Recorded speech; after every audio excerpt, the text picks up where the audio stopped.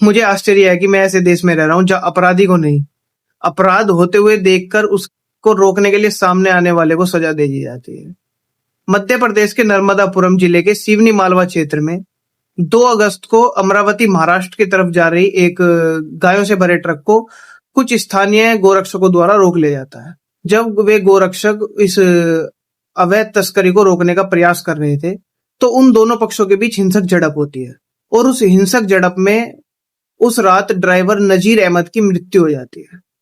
अगर न्याय की दृष्टि से देखें तो किसी ने अगर कानून को अपने हाथ में लिया है तो पुलिस को उस पर तुरंत एक्शन लेना चाहिए और ऐसा हुआ भी। पुलिस ने 14 लोगों की गिरफ्तारी की और यहां तक बात ठीक थी।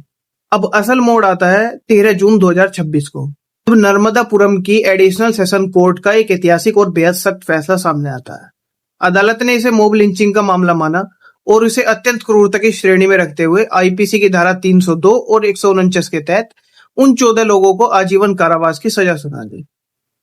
अब अगर न्यायालय के इस न्याय को तराजू पर रखकर देंगे तो इस देश में ऐसे कितने ही high profile hit and run के केसेस अभी भी पेंडिंग पड़े हुए हैं, जहां आम जनता को लग्जरी गाड़ियों से कुचल दिया जाता है। और वहां पर होता क्या है, ज्यादा से ज्यादा उन लोगों को 2 या 3 दिन में बेल मिल जाती है और उन पर ढीली कार्रवाई होती है जिसके तहत उनको सिर्फ 2 या 4 साल की सजा होती है। अब मेरा सवाल सिर्फ ये है कि उन गोरक्षकों की गलती क्या थी कि वो आजाद भारत में बहुसंख्यक बनकर पैदा हुए, या उन्होंने ऐसी दोगली भारतीय जनता पार्टी को सपोर्ट किया जो गोरक्षा के नाम पर सिर्फ वोट मांगती है, बाकी गोरक्षा के लिए कुछ नहीं करती, या उनकी गलती ये थी कि वो सिस्टम के भरोसे ना बैठकर खुद गाय की रक्षा के लिए सामने आए।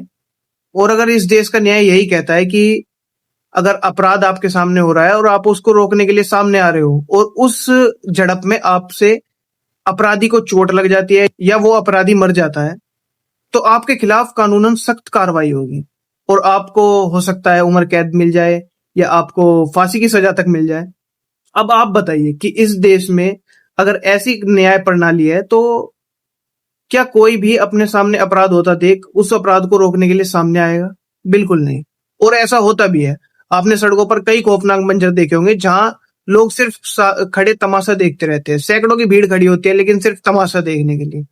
उनमें से कोई भी एक बंदा निकलकर सामने अपराध को रोकने के लिए नहीं आएगा, क्योंकि उनको पता है कि वो अपराध को रोकने के लिए सामने आएंगे, उस झड़प में अपराधी को चोट लगेगी या अपराधी की मृत्यु हो जाएगी, तो उल्टा उन लोगों पर ही कार्रवाई होगी। तो वो सामने क्यों आए? वो क्यों अपना हंसता खेलता परिवार उजाड़े?